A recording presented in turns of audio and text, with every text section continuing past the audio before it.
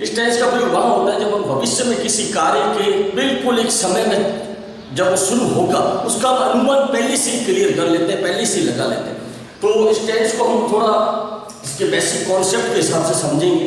सबसे पहले आप देखें कि हर टेंस की अपनी अपनी हिंदी में एक पहचान होती है, एक अंग्रेजी में पहचान होती है, उसका एक स्ट्रक्चर होता है ना, उसके कुछ रूल्स होते हैं जो कि हमें उसको बेसिक कॉन्सेप्ट के हिसाब से समझना जरूरी है। अब देखिए सबसे पहले इसमें है हिंदी में पहचान। इसकी जो हिंदी में पहचान है वो आप ध्यान से देखें, से रहा होगा, से रहे होंगे, से रही होंगी, ये इसकी हिंदी में जो पहचान है आप ध्यान से देख सकते हैं।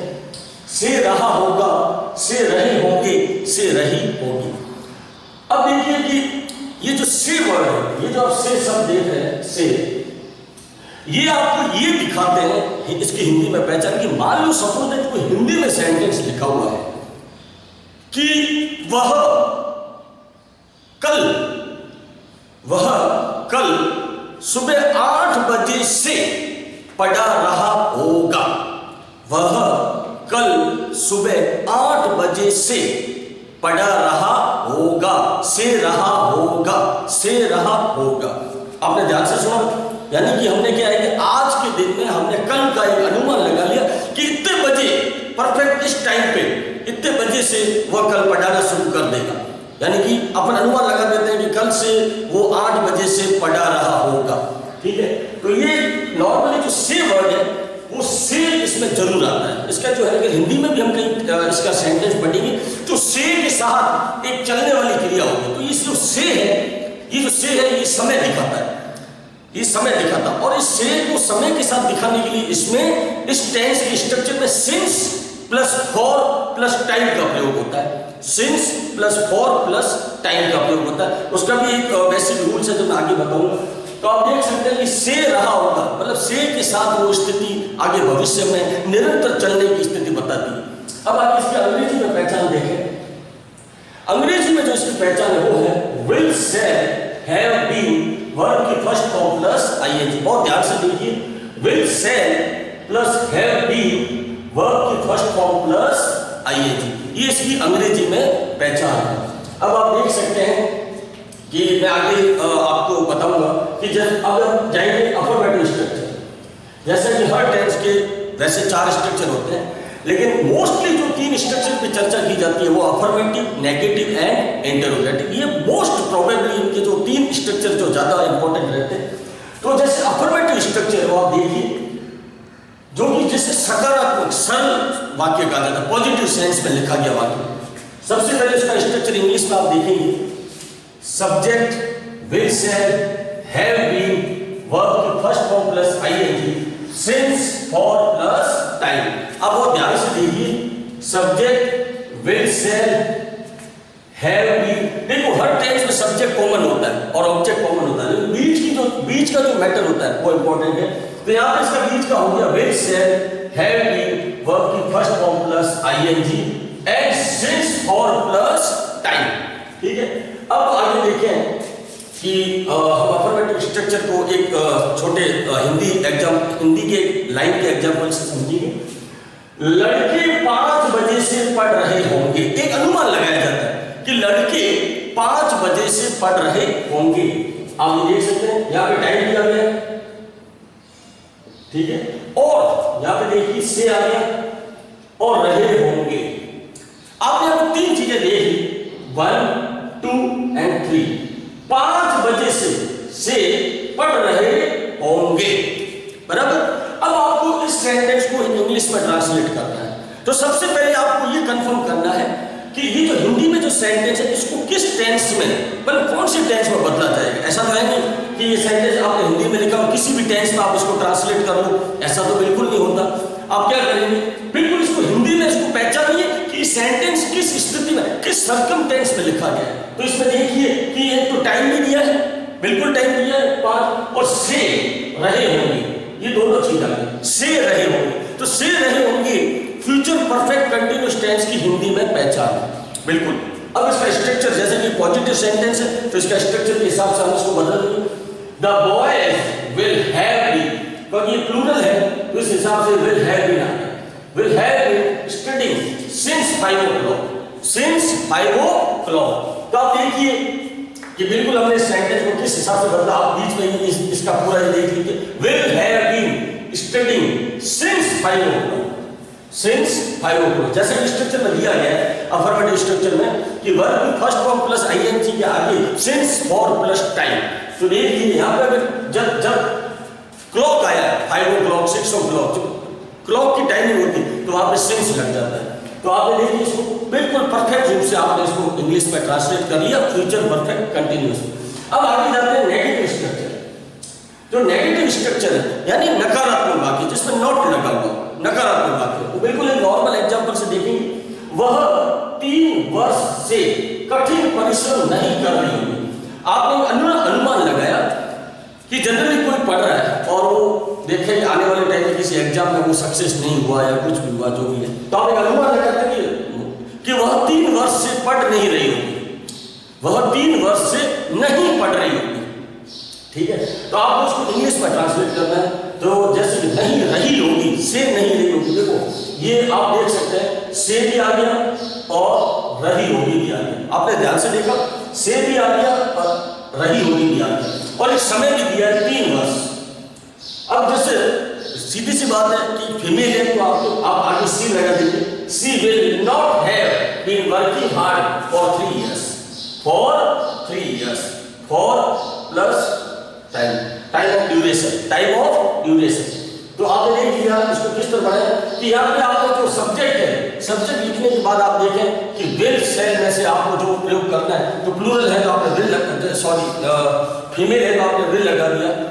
ठीक है, और इसके बाद आप देखें कि आपने नॉट का प्रयोग करना है, आपने नॉट का प्रयोग किया, और उसके बाद हैव हो गया, have been working hard for 3 years। इस तरह आपने इसको सही इंग्लिश में ट्रांसलेट कर लिया।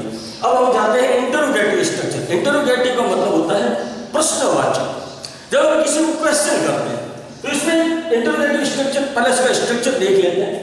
हमेशा इंटरोगेटिव स्ट्रक्चर में हेल्पिंग वर्ब आगे आ जाते हैं। तो इसमें देखिए आप will shall plus subject have been verb की first form plus ING since for plus time. तो अब देखिए सबसे पहले हम इसको हिंदी वाक्य के हिसाब से देखेंगे। क्या हम उसका इंतजार सुबह से करते रहेंगे? क्या हम उसका इंतजार सुबह से करते रहेंगे? अब प्रेजेंट नहीं हो, आप वर्तमान में हो, और हम क्या है किसी को क्वेश्चन करते हैं, कह रहे यार क्या आप सुबह से उसका इंतजार करते रहेंगे, यानी वो आएगा ही नहीं। तो इसको अगर इंग्लिश में ट्रांसलेट करें तो सबसे पहले आप देखिए कि हम आया है यानी वी, तो आप सबसे पहले हेल्पिंग ऑफ सेल आगे लेंगे, फिर वी, और इस स्ट्रक्चर को देख के फिर उसके बाद हम हैव बीन लगाएंगे। वेटिंग, इंतजार को वेटिंग कहते हैं, और फिर फॉर हिम सिंस मॉर्निंग। अब देखिए यहाँ पे सिंस मॉर्निंग आया है, यानी कि जहाँ पे ऐसा एक समय दिखाना हो जिस समय से वो चलता हो, जैसे इवनिंग, मॉर्निंग, आफ्टरनून, है ना, तो ऐसे में हमेशा सिंस लगाया जाता है। तो ये देखिए सिंस यहाँ पे हमने लगाया, और किस तरह इस वाक्य को इंटरोगेटिव में हमने पढ़ा है, और हमेशा आगे का जो वर्ड हमें वो कैपिटल रखना है, बड़ा वर्ड रखना है, और पीछे हमें सिर्फ क्वेश्चन मार्क लगाना है। अगर हम राइटिंग में इसको ले रहे हैं तो इसको हम देख सकते हैं कि हर टेंस में हमें उसका जो सब्जेक्ट होता है उसके अकॉर्डिंग हमें उसकी हेल्पिंग वर्ब को लगाना होता है ना। जैसा सब्जेक्ट है वैसे उसकी हेल्पिंग वर्ब चेंज होती है। तो आप देख सकते हैं यहाँ पे जैसा सब्जेक्ट आपको नॉर्मली पता ही है, आई व वी के साथ सेल हैव बीन हो जाएगा। आई व वी के साथ सेल हैव बीन हो जाएगा, और ऑल अदर जो सब्जेक्ट है ही, सी, इट, यू, दे या प्लूरल, तो उसमें आप देखिए विल हैव बीन हो जाएगा। क्या हो जाएगा? Will have been. तो ये देखिए कि आप जैसे कि आपने इसको पूरे कॉन्सेप्ट को समझा कि फ्यूचर परफेक्ट जो हमारे राइटिंग और ग्रामर सेक्शन में भी कई टॉपिक्स पे इसका प्रयोग होता है, इंग्लिश स्पोकन में भी होता है। तो जनरली हमने देखा कि इसकी हिंदी में हमने पहचान, इंग्लिश में पहचान, और इसके जो स्ट्रक्चर है अफर्मेटिव, नेगेटिव एंड इंट्रोगेटिव, और उसके साथ साथ उसको हिंदी टू इंग्लिश और इंग्लिश टू हिंदी हमने इसको ट्रांसलेट भी किया, इसके सब्जेक्ट को भी देखा। तो जरूरी ये है कि हर टेंस का कॉन्सेप्ट क्लियर होना चाहिए, उसकी बेसिक बातें हमें पता होनी चाहिए ताकि हम उसको सही तरह से आगे प्रयोग कर सकें। और अब हम आगे इसके कुछ बेसिक रूल्स के साथ साथ सिंस और फॉर का भी टाइम मैनेजमेंट देखेंगे। देखते हैं अब आगे आप देखेंगे कि मैंने जो आपके सामने जो बोर्ड पे मैंने लिखा है सिंस एंड फॉर। अब देखिए कि जनरली हम प्रेजेंट परफेक्ट टेंस में या प्रेजेंट परफेक्ट कंटिन्यूअस में सेंस और फॉर का हम सुनते हैं, और इस टेंस में भी हम सेंस और फॉर का देख रहे हैं, बस उनमें थोड़ा फर्क है। लेकिन जो मोस्टली इस टेंस की हम अभी चर्चा कर रहे हैं तो वो हम ऑलरेडी पहले पढ़ चुके हैं। लेकिन इस टेंस की चर्चा में मैं आपको जो सेंस और फॉर का जो मेन पार्ट है, ये सेंस और फॉर कितना यूजफुल है इस टेंस के स्ट्रक्चर और इस टेंस के जो सेंटेंसेज है, उसमें सेंस और फॉर मुख्य रूप से बहुत ज़्यादा इनका यूजेज होता है, और मोस्ट प्रोबेबली क्या मोस्टली यूज होता है। सेंस और फॉर के साथ इस सेंटेंस का पूरा स्ट्रक्चर तैयार होता है। सबसे पहले ये हमें जानना जरूरी है कि जब भी हम किसी हिंदी लाइन को इंग्लिश और इंग्लिश को हिंदी ट्रांसलेट करते हैं, तो देखिए कि हिंदी में अगर इसकी हिंदी में जब इसका कोई सेंटेंस बनता है तो उसमें निश्चित रूप से कोई समय है ना, कोई टाइम पीरियड या कोई समय, अब वो समय किसी भी स्थिति में हो सकता है, वो घंटे में भी हो सकता है, सेकंड में भी हो सकता है, वीक में भी हो सकता है, या दिन में भी हो सकता है, और वो देख सकते हैं कि सन जो ईयर्स है, सन है, उसमें भी हो सकता है, तारीख में भी हो सकता है। ऐसे मतलब एक टाइम पीरियड अवश्य दिया रहता है इस tense future perfect continuous tense की सेंटेंस में, एक टाइम दिया रहता है जो जैसे मैंने अभी बताया वैसे कोई भी टाइम हो सकता है। अब मुख्य बात जो ध्यान रखने वाली वो ये है कि कौन से टाइम के साथ सिंस लगाया जाता है और कौन से टाइम के साथ फॉर लगाया जाता है, ये भी ध्यान रखना जरूरी है। कई बार अभ्यर्थी इस सेंटेंस को हिंदी टू इंग्लिश ट्रांसलेट करते समय टाइम तो हमें पता है कि टाइम दिया गया है, मंथ भी है, वीक है, या सेकंड है, या घंटे का टाइम है, या कोई भी डे है, कुछ भी है, लेकिन उसके आगे सेंस लगना या फॉर ये जानना जरूरी है।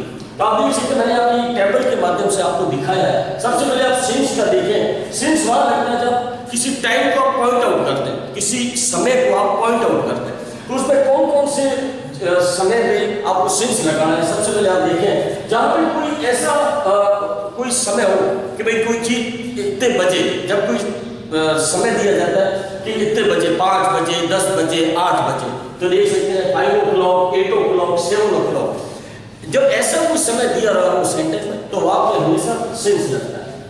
फिर होता है एक ऐसा समय दिया रहता है जहाँ पे एक निश्चित समय का समय दिया रहता है, जैसे 4 AM सुबह का समय, 6 PM शाम का समय, 8 PM इवनिंग का समय, आप समझ सकते हैं। तो जब ऐसा समय दिया रहता है 4 AM, 6 PM, 8 PM, 12 PM, तो वहां पे सेंस लगता है। फिर है जब कोई ईयर्स दिया हो, है ना, कोई साल दिया गया हो, कोई ईयर्स दिया गया हो, 1984, 1969, 1970, 1971, या 2011, 2012, 2013, या 2015, या 1999, ऐसा दिया हो, वहां पे सेंस लगता है। ठीक है। फिर है कोई डे दिया हो, वीक का कोई डे दिया हो, ट्यूसडे हो, थर्सडे हो, फ्राइडे हो, सैटरडे हो, तो वहां पे सेंस लगता है। ध्यान से देखिए। फिर कोई ऐसा समय दिया गया हो जो डे का समय हो, डे के जो अलग अलग जो टाइम दिया रहता है, डे में अलग अलग, तो आप देख सकते हैं मॉर्निंग, इवनिंग, आफ्टरनून होता है, तो वहां पे उनके साथ हमेशा सेंस लगता है। अब आप इधर देखिए फॉर के आगे कौन सा टाइम लगता है, ड्यूरेशन ऑफ टाइम, यानी कि समय के दौरान कौन से, जहां पे अगर कोई 2 सेकेंड्स, 10 सेकेंड या 18 सेकेंड्स ऐसा कोई सेकेंड में समय दिया हो तो वहां फॉर लगता है। या आप देखिए कोई मिनट्स हो, मिनट्स 5 मिनट्स, 2 मिनट्स, 8 मिनट्स, तो वहां पे फॉर लगता है। 4 weeks, 8 weeks, 2 months, 3 months, 4 months, है ना, इस तरह का समय हो तो वहां पे फॉर लगता है। जैसे हो 2 इयर्स, 3 इयर्स, 4 इयर्स, 5 इयर्स, तो वहां पे फॉर लगता है, आप देख सकते हैं। फिर मैनी डेज, कई बार एक ऐसा वर्ड भी हम यूज करते हैं किसी सेंटेंस में, मैनी डेज एगो, है ना, या तो उसमें आप देखें तो उसमें भी आप देखें फॉर लगता है। फिर है 2 आवर्स, 3 आवर्स, 4 आवर्स, एक समय में कितने घंटे का, 1 घंटा, 2 घंटा, 3 घंटा, तो अगर किसी सेंटेंस में इस तरह का टाइमिंग दिया गया हो 2 आवर्स, 4 आवर्स, तो वहां पे फॉर लगता है। तो मोस्टली इस टेंस का जो कॉन्सेप्ट है वो सिंस और फॉर, सिंस फॉर के बगैर ये सेंटेंस तैयार नहीं होता। इसका जो स्ट्रक्चर यही है कि इसमें सिंस और फॉर दिया रहता है। तो हमें मूल रूप से पता होना चाहिए कि सिंस और फॉर को किस टाइमिंग में प्रयोग किया जाता है। अब आगे हम देखेंगे नियम, जो मोस्टली मैंने अभी आपको इस टेंस की शुरुआत में नियम बताया कि इस टेंस का प्रयोग भविष्य में किसी समय विशेष तक जारी रहने वाले कार्य या अनुमान के लिए होता है।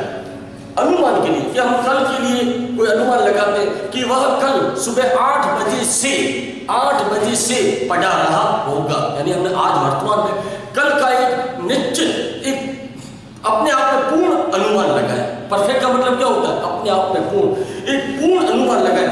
कल सुबह 8 बजे से वह पढ़ा रहा होगा, से रहा होगा, मतलब आपने पूर्ण अनुमान लगाया।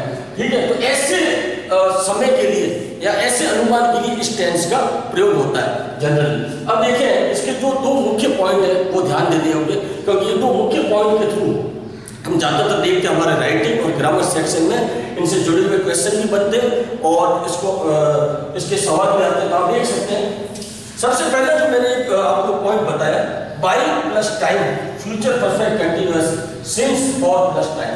देखो क्या होता है कि इससे पहले हमने फ्यूचर परफेक्ट टेंस देखा, फ्यूचर परफेक्ट जिसमें by plus time and by the end of time, लेकिन उसमें सिंस और फॉर नहीं दिया हुआ है। और इसमें फर्क ये है उसमें और इसमें कि इसमें सिंस और फॉर दिया गया है फ्यूचर परफेक्ट कंटिन्यूअस।